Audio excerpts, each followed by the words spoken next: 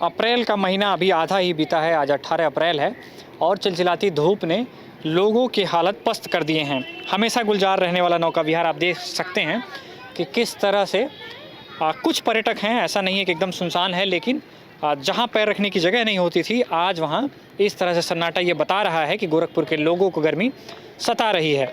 यहाँ पर आप सामान्य तौर पर देखेंगे लोगों की बहुत भीड़ दिखती होगी, लेकिन जब से पारा चढ़ा है लोग दोपहर में निकलना नहीं चाहते। हालांकि अभी 4 बजे का समय है, कुछ लोग अभी आना जाना शुरू हुए हैं, लेकिन इनकी संख्या बेहद कम है। आपको बता दें कि अप्रैल के महीने में ही पारा 40 के ऊपर जा चुका है, जो कि सामान्य तौर पर मौसम विशेषज्ञों के अनुसार ऐसा होता नहीं है। इसकी वजह बताई जा रही है कि जो ध्रुव हैं, उत्तरी ध्रुव और दक्षिणी ध्रुव, वहाँ पर ठंड बहुत पहले जल्दी ख़त्म हो गई है। इस वजह से देश के बाकी हिस्सों में भी इसका असर पड़ रहा है और गर्मी जो है बेतहाशा बढ़ रही है। आपको बताएं कि इस बार ठंडी भी बहुत ज़्यादा पड़ी थी और इस बार गर्मी भी बहुत ज़्यादा पड़ रही है। धूप में लोगों का निकलना मुश्किल हो गया है और डॉक्टर्स बता रहे हैं कि इस धूप में, जिस चिलचिलाती धूप में बाहर निकलने वाले से जो बीमार पड़ रहे हैं, उन मरीजों की संख्या भी तेज़ी से बढ़ी है जो डॉक्टरों के यहाँ पहुँच रहे हैं। आपको बता दें कि अभी मई का और जून का महीना बाकी है। मई और जून का महीना जब शुरू होगा तब ये देखना और ज़्यादा मुश्किल होगा कि जिस तरह से अभी अप्रैल में गर्मी है, तब ये कहा जा रहा है कि जब मई का महीना आएगा और जून जब तक मानसून नहीं आ जाता है, तब तक जो है गर्मी, उसका तापमान लगातार जो है वो बढ़ेगा।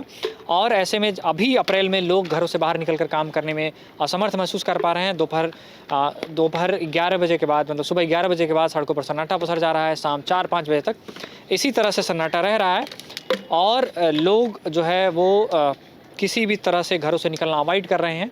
इसके पीछे जो चिलचिलाती धूप है, ये वजह है।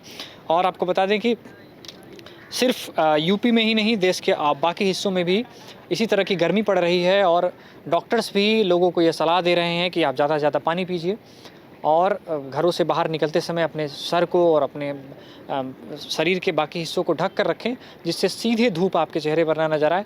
और लू भी चल रहा है तो इसका भी अवॉइड करिए कि दोपहर में जितनी बहुत ज़्यादा ज़रूरत होने पर ही आप घरों से बाहर निकलें।